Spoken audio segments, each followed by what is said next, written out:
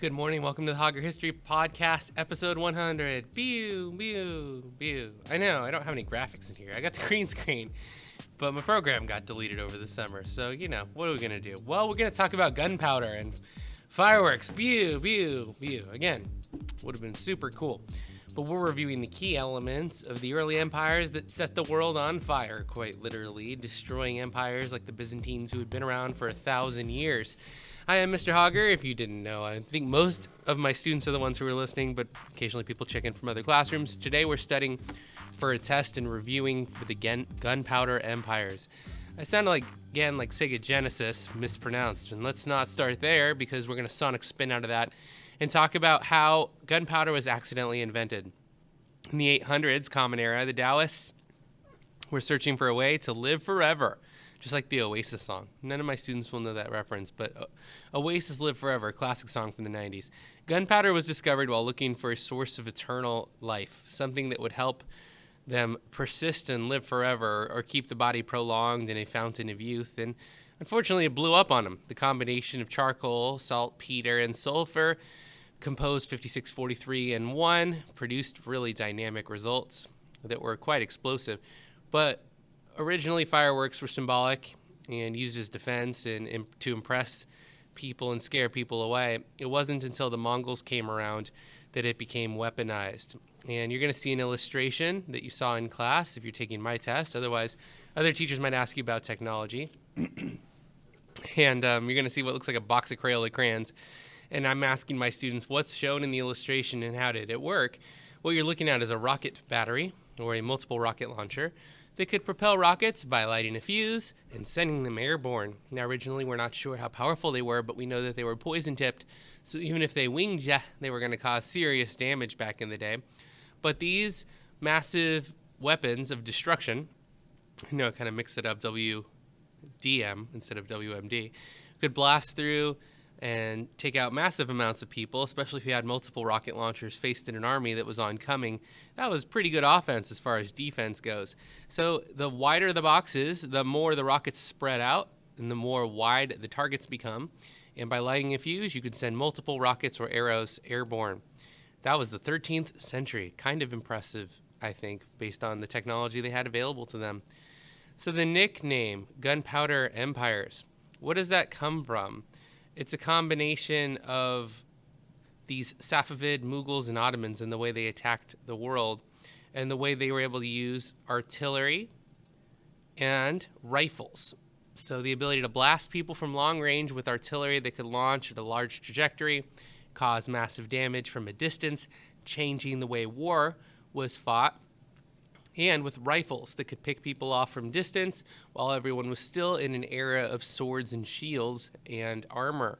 So huge advantages of these strong armies that used rifles and artillery and earned the nickname Gunpowder Eras. The Mongol Empire were the ones who arrived in China, found this aspect of cultural diffusion, this technology that could be so explosive and sent it worldwide in their conquerings, in their dealings, in their trade, and in their spreading of technology, took the rocket power and spread it to the rest of the world. So it's the Mongol Empire that our history books and the many historians credit with spreading rockets all over the world, and also later on with conquering Islamic empires that were ruled by Muslim leaders in the 800s, 900s, and up to the 1500s. So in class, you were working on specific empires. We're going to focus mostly on this exam on the Ottomans and a little bit on the Safavids as well. So let's talk about that Ottoman Empire. Around 1300, about 500 years after the invention of fireworks, the Muslim Turks of Anatolia, modern-day Turkey, were unified. They came together and they formed the Ottoman Empire. The name came from the early leader Osman, and the Ottoman Empire started off in that region of Anatolia and extended to the Balkan Peninsula later. But they unified and became this Ottoman Empire, and the two specific things about the Ottomans that we discussed at length in class were muskets and cannons, specifically big cannons.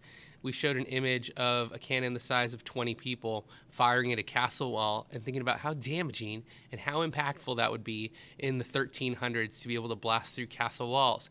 So the Ottomans used muskets and cannons to propel themselves through walls.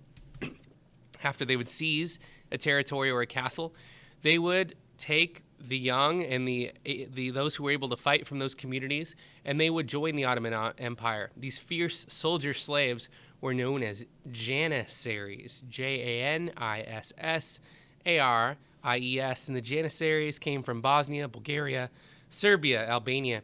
Anywhere where they would be conquered, they would join up and be trained to be soldiers for the Ottomans if they wanted to live.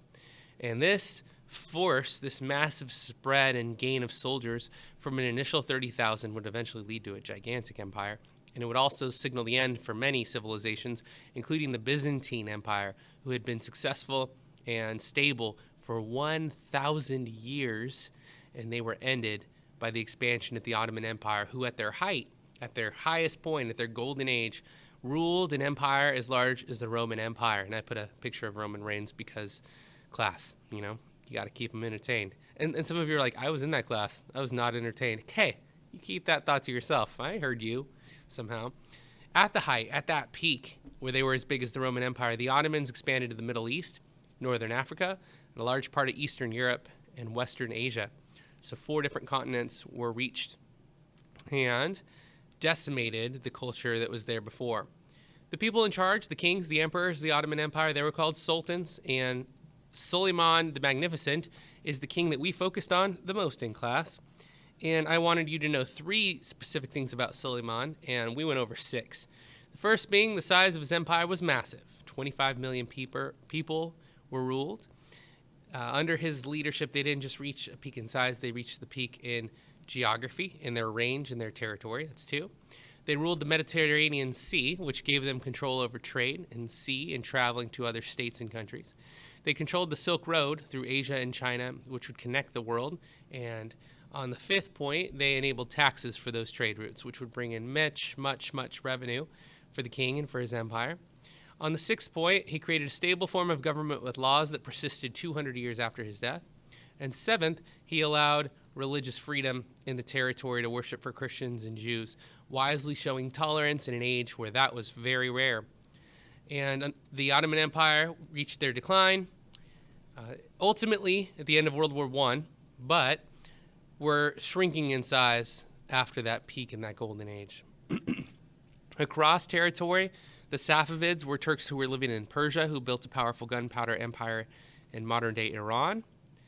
And what you should know about them is there was a split within the Safavids, where Shia Muslims thought only Muhammad's direct blood relatives could be leaders, could be faithful directors like caliphs. And the Sunni did not think that caliphs had to be direct descendants of Muhammad. Today in the world, between 10 and 13% of Muslims are Shia, following descendants of the caliphs of Muhammad and his family. And the rest, 87 and 90%, are Sunni Muslims, which did not take that particular split. And that is actually where our test ends as well. So those are the areas and aspects on which the early gunpowder empires were thriving, the tools in which they used to thrive and spread, and that are the area that I'd like you to focus on most. Hey, it's early. It's 6:30 in the morning here in the classroom, but here I am outlining some notes for you that I think will be helpful as you review for this short test. I'm Mr. Hauger, and thanks so much for watching the Hauger History Podcast, episode 100. We'll see you in the next class. Thank you for studying and working so hard this year, keeping an open mind to culture and learning, and we'll see you later. Class is dismissed.